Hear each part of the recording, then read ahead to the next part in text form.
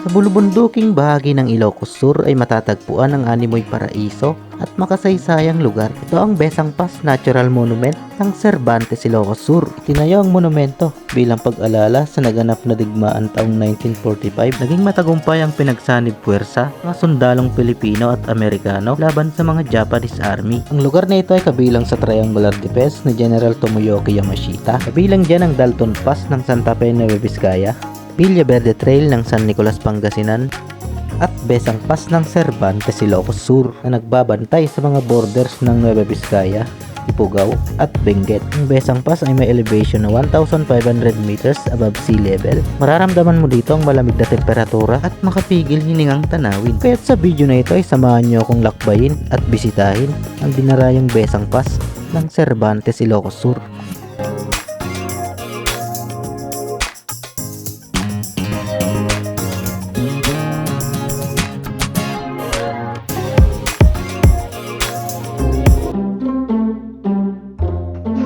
Good morning! So, dito nga tayo nag-overnight dito sa Marlin Sam Lodge. Dito lang yan sa Cervantes, Ilocos Sur. So, ito yung kanilang signage. Yan. So, ito nga yung day 2 ng ating Ilocos Sur ride. At ngayong araw guys, so pupunta na tayo sa Besang Pass. Mas inuna natin pinuntahan yung Quirino Skyline. Then dito na rin tayo naghanap ng pwedeng pag-overnight.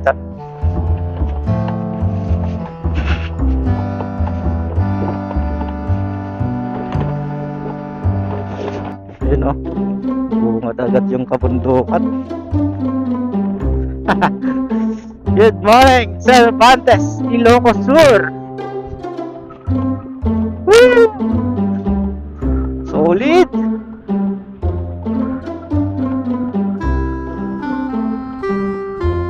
Sabi parang Gabaldon lang. Oh? Paligiran ng mga kabundukan. Time check natin, alas 7 ng umaga. So, ang remaining time natin bago marating sa Besang National Park is 45 minutes mula doon sa ating pinag-overnightan na lodge. O tara, let's go! Woo!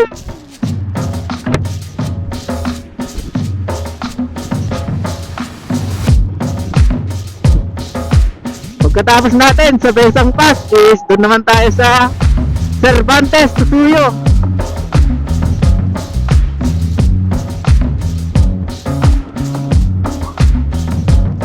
Cervantes, Tutuyo Road. At tignan natin mga kabundukan doon. Talaga namang napaka-solid. Woo! Mga matutulos na kabundukan. Then pagkatapos natin doon is punta tayo sa Arko ng Ilocos Sur. Siyempre, hindi kompleto ang pagpunta natin dito. Wala tayong picture dun. Alright!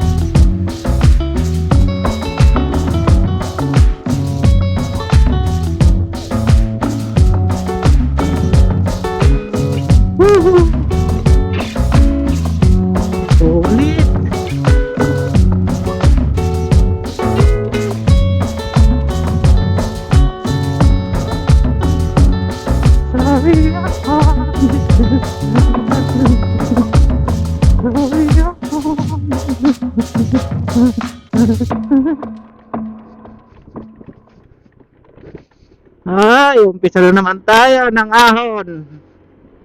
1 Ilocos Sur.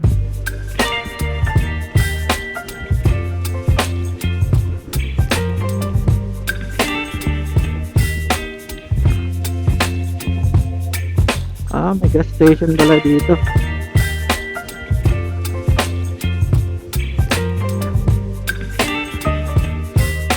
Woo! Ahon! Baby, you give me ice and fire. Nagsawa tayo kahapon sa ahon, guys. You're giving me wind and rain. Bukod sa ahon na, inulan pa tayo. Baby, Pambihira talaga ako. me midnight. You whip up my appetite. So expect na rin naman kasi natin na talagang uulanin sa Bontoc. Kasi mataas yung mga kabundukan dun. Wanna jinx it, baby. Talaga namang makapal yung ulap. And twist myself and Basang sisiw tayo kahapon. don't wanna overthink it, baby. It's just twist your body and mine. Alright. Hold. Baby, you give me ice and fire. You're giving me wind and rain. You're some kind of butterfly. Baby, you give me midnight. You whip up my appetite. Ano ba ito? Don't leave me here high and dry. Oh, Alright. I don't wanna jinx it, baby. Buti na lang, maganda yung panahon ngayon dito. Ahead of my time. Unlike kahapon sa Banao, Bontoc. But I don't Parang wanna binagyo. miss you, baby. So I stay Walang move pa yung ulan. and speak just my mind. Yun o. Oh, Napakaswabing kurbada yun.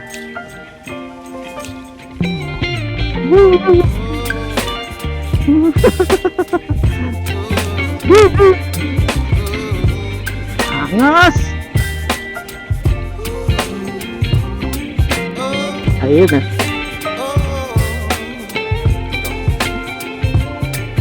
baby, you give me ice and fire.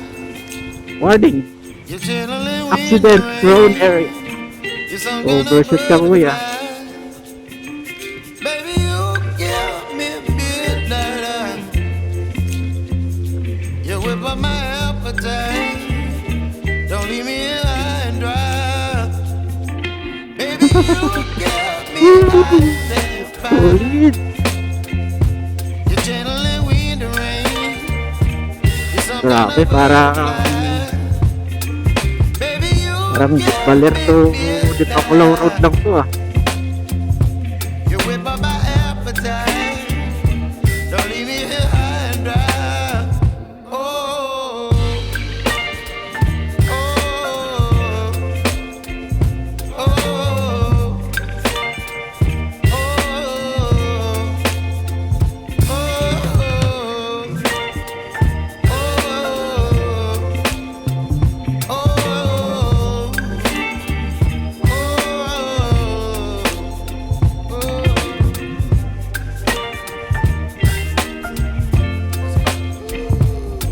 Pataas na naman tayo ng pataas. So, dito na tayo sa Besang Pass.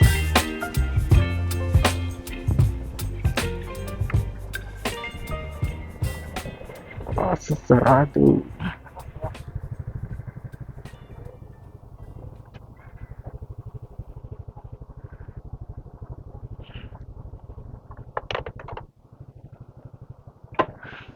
So, ito yung Besang Pass, guys. What is up guys, for today's video andito nga tayo sa Besang Pass at papakita ko sa inyo ang ambience dito. Ningal ako. Grabe, napaka solid ng view dito guys.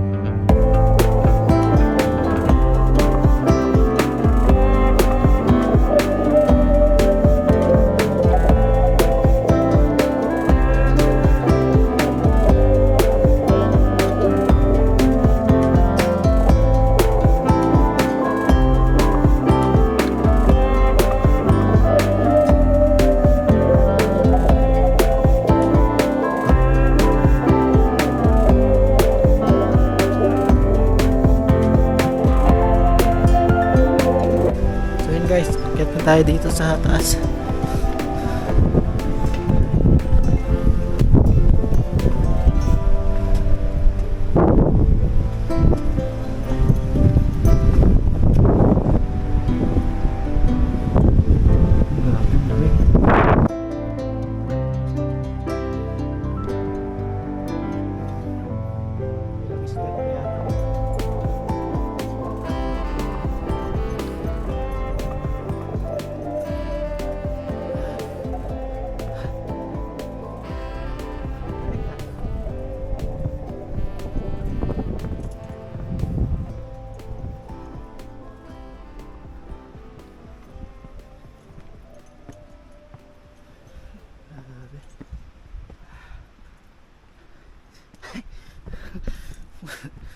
Hiningal na ako ah.